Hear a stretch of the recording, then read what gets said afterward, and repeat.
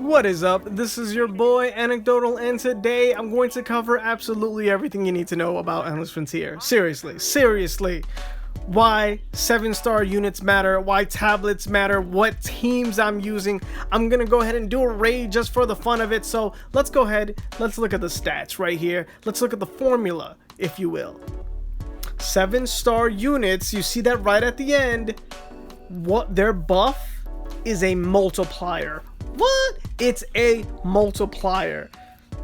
So you got your pets, you got your tablets, you got your 7-star units, and you start seeing really big numbers. That's all you really need to know. It's not additive, all right? It's not addition, it's multiplication.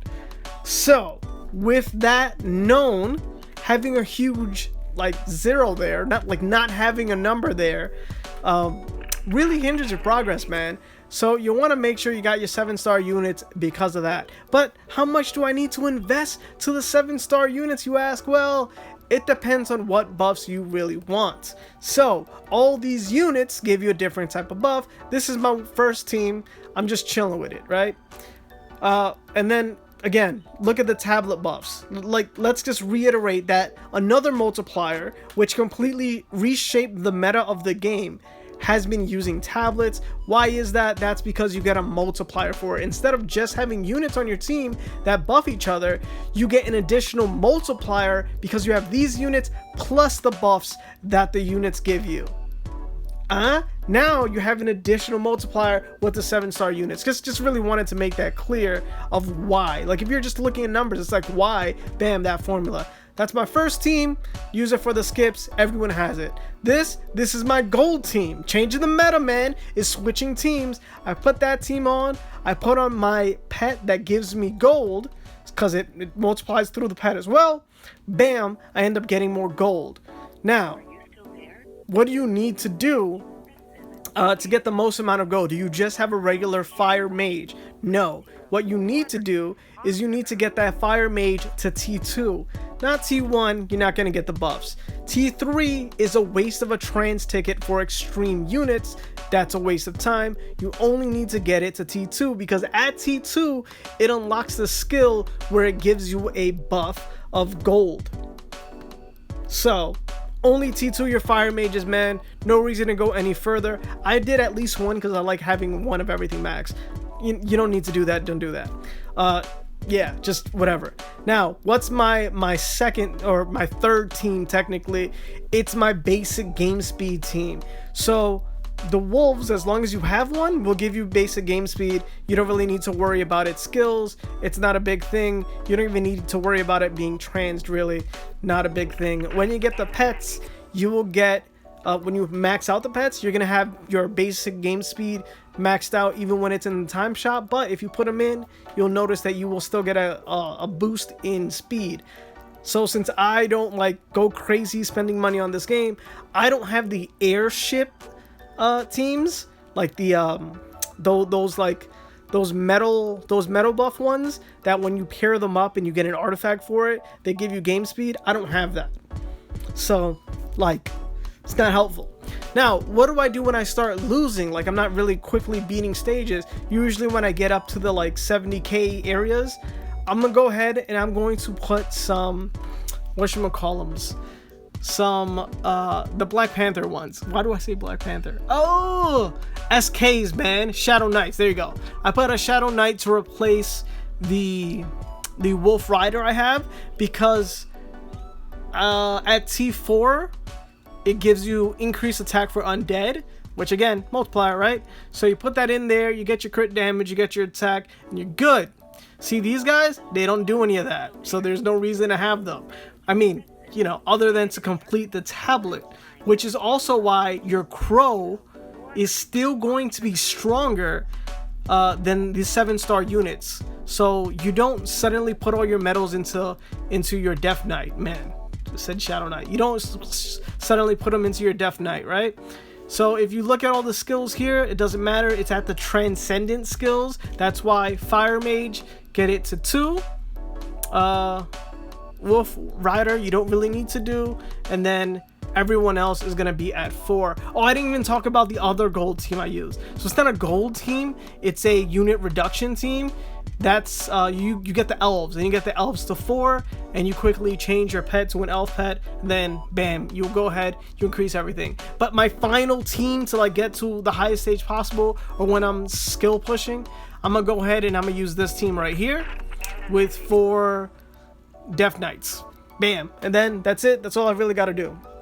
Now when I get more gold, I can change my gold team to have more fire mages and more of the elves. But for right now, this is the best I got. So I'm gonna go ahead and make do. And the difference is astronomical. Like, how much do I go up in gold? Like 30 or 40? And every 10 is like an extra 10 stages. I don't remember what it is. But all I know is I got a lot further. So just looking here at the skills, bam, trans 2, gold buff. That's why you got to get it there. Also, you got to make sure that you could actually reach that level of gold. By the time you have 7-star units, like, you unlock them, I don't think you'll struggle to get to that gold level, right? I don't know. I've been playing the game for so long now that my expectations of what you can do is a little higher than maybe it should be.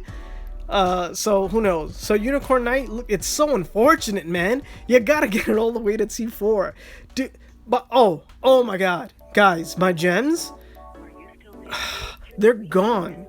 They're gone. I've built up gems for such a long time that it's like a careless thing. I remember there was a point in time where gems were nothing to me. Now, I ran out of gems. For real. This again, just to show you, multiplication. All right, it's a multiplicative.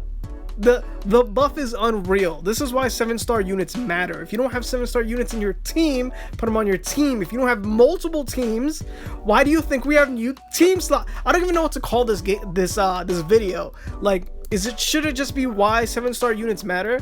Should it be why transcend 7-star units? Should it be the whole metas have been completely shifted to what they used to be? By the way, you skipped the orc meta. I've been saying this for the longest time since tablets were out, but you should probably skip the orc meta now. 100%. I always used to say hey man, just in case, like, it depends how long you've been playing, how active you are, if you like blah blah blah. Nah, I'm pretty sure you can just skip the orc meta. I've had people tell me that they like started accounts, following the channel, blah blah blah, that they just skipped the orc meta, went straight to tablets after getting like the hippo team, like the regular elf. Everything from there still stands, except, you know, use high fairy instead of, what was it, like sword dancer, druid, and all these other units that like try to take over, elf sage, those people.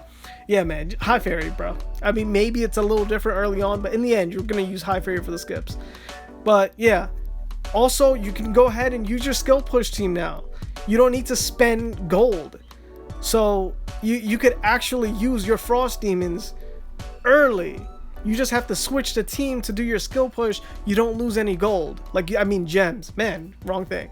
So for new players out there, if you have a frost demon and you mistakenly got it to T3, don't worry, put it on a different team, it'll skill push for you. How insane is that you can suddenly now have a skill push team, like, you know, 1 month into the game when you start getting other units. Like, being able to have different teams completely changes the whole meta, the entire thing.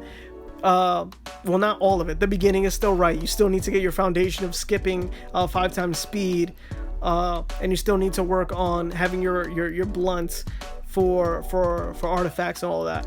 But honestly, man, all of skill pushing, the little things about it are kind of been erased. By the way, I still know a lot of people struggle with these flyers. Bam! Look at that.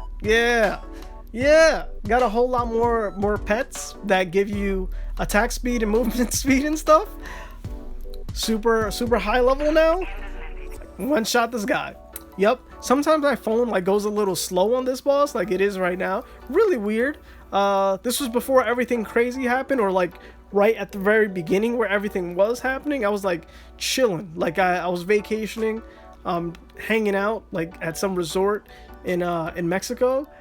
When I came back, my internet service on my phone was like horrible. So maybe something about that is why my phone was going so slow. But hey, look at that. Easy win with a minute to spare. Holla at your boy. So yeah, man, this video, man, it's crazy because no one's really talking about how much teams have changed. And if they have, like, yo, feel free to talk about them, because I haven't seen anything. or maybe there isn't like too many high level players anymore talking about this because everyone just kind of knows. But man, I just thought I'd put this out there for all of you that are not in the know or that aren't in any type of the communities.